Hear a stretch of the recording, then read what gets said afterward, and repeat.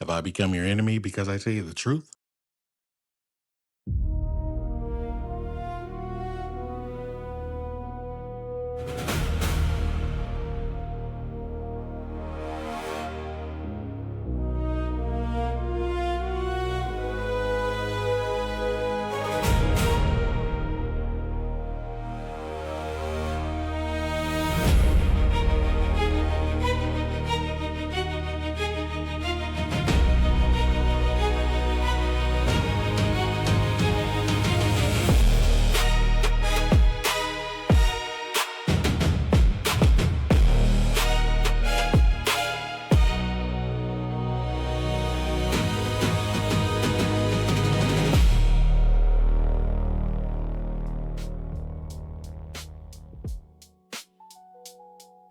So I felt like I needed to touch on this topic of peculiarity a little bit more.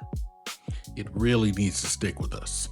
This understanding that we won't be like everybody else. In 2nd Esdras, which is actually the 4th book of Ezra, if you have any issues with what they call the apocryphal books or missing books of the Bible, I encourage you to watch my video on the Apocrypha. Link in the description. In chapter 7, then I answered and said, O Yahweh, you have ordained in your Torah, or law, that the righteous should inherit these things, but that the wicked should perish. Nevertheless, the righteous shall suffer straight things and hope for wide. For they that have done wickedly shall suffer the straight things, and yet shall not see the wide. And he said unto me, there is no judge above Elohim, and none that has understanding above El Elyon, meaning the Most High El. For there be many that perish in this life, because they despise the Torah of Elohim that is set before them. For Elohim has given straight commandment to such as came, what they should do to live, even as they came, and what they should observe to avoid punishment. Nevertheless, they were not obedient unto him, but spoke against him, and imagined vain things, and deceived themselves by their wicked deeds, and said of El Elyon that he is not, and knew not his ways, but his Torah they have despised, and denied his covenants. In his statutes have they not been faithful, and have not performed his works. And therefore, Ezra, for the empty are empty things, and for the full are the full things.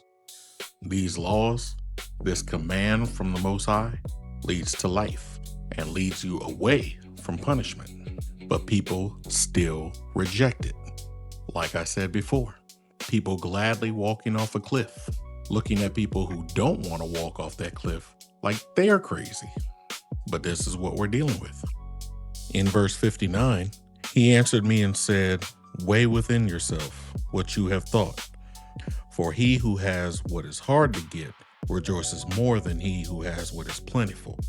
So also will be the judgment which I have promised. For I will rejoice over the few that shall be saved, because it is they who have made my glory to prevail now, and through them my name has now been honored. And I will not grieve over the multitude of those who perish. For it is they who are now like a mist, and are similar to a flame and smoke. They are set on fire, and burn hotly, and are extinguished. He said a lot there. First, he explains that people who do what's hard get more joy than people who do what's easy. That's a life lesson for you. Then he lets us know that he will rejoice over the few that are saved. Yeah, you heard that right. The few that will be saved.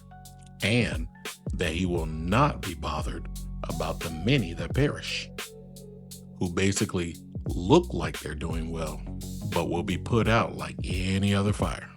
And going back to doing what's hard, Messiah says in Luke 14, if anyone comes to me and does not hate his father and mother, wife and children, brothers and sisters, yes, and his own life also, he cannot be my disciple. And whoever does not bear his cross and come after me cannot be my disciple. For which of you intending to build a tower does not sit down first and count the cost, whether he has enough to finish it, lest after he has laid the foundation and is not able to finish, all who see it begin to mock him, saying, "This man began to build and was not able to finish." Or what king, going to make war against another king, does not sit down first and consider whether he is able with 10,000 to meet him who comes against him with 20,000? Or else, while the other is still a great way off, he sends a delegation and asks for conditions of peace. So likewise, whoever of you does not forsake all that he has cannot be my disciple. Now, mind you, Messiah clarifies what he means by hating family in verse 33. He means forsake all others. In the Greek, it really means to love less. So whoever doesn't love others less than him cannot be his disciple. But in regards to this passage, this is what makes it hard: separation from those you love, because they refuse to receive the love of the truth. That hurts. That cuts deep. No sensible person wants to see their loved ones suffer. But this is the reality, the severity of the situation. There are consequences to our actions, whether we want them or not. And that needs to be considered when you're on this path. I pray your actions produce consequences that will put you in the kingdom when it's time, because we're getting mighty close to it.